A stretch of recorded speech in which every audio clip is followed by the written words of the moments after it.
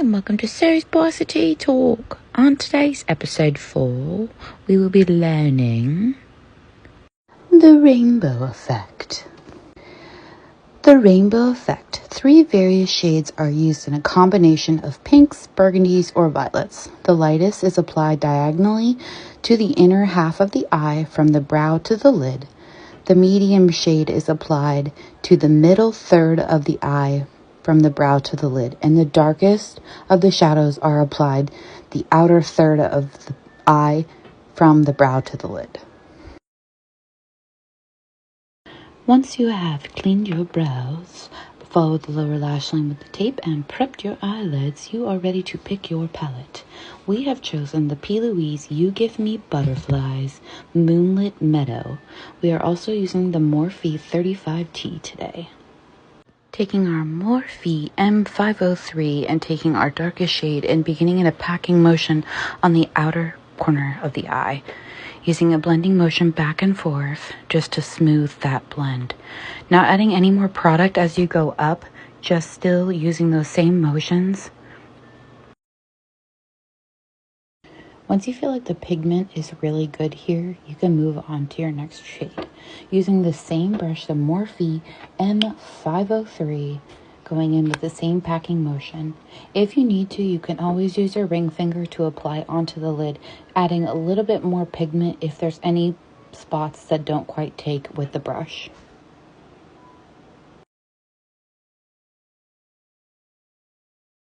As you're applying your second shade, don't worry so much about the blend as so much as getting the pigment on there.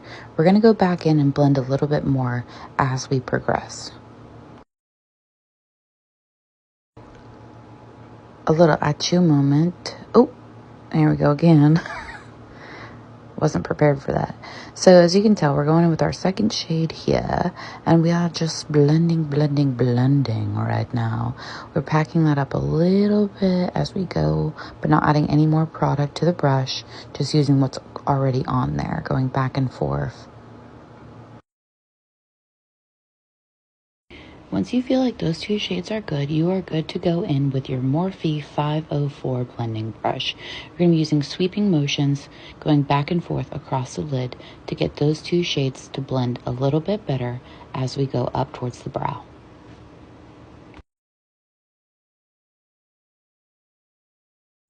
At this point, you're ready for your final shade, so you're going to go back in with your Morphe 503, and you're going to pack her on there. You're going to take that shade all the way up into the brow.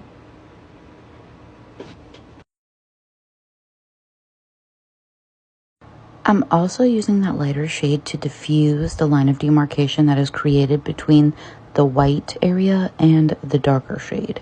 You're going to go back in with your other shades as well, just to blend everything together. But right now, go in with your lightest shade and fluff her out. You're going to fluff until you have fluffed her exactly how you want her. Then we're going to go back in and we're going to focus on that middle shade to blend the darkest shade and the lightest shade.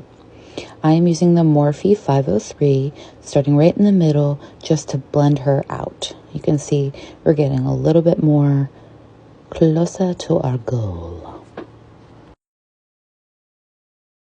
Now I'm going to go in and use that darker shade just to blend a little bit more and to kind of add that pigment back in. See me use my ring finger just to apply a little bit more because I feel like there's a little spot on my eye that wasn't quite taking that pigment as much as I wanted. I'm going to go back in again with that middle shade, and then I'm going to make sure that that center is perfect, and then go back in and focus on the inner corner. Once you feel like you have gotten her where you want her, you have created your first rainbow effect eyeshadow, and you are ready to razzle-dazzle your way into the final touches. So you can see we got our mascara, our lashes, and we have our highlighter to add that extra pop, the final finishes.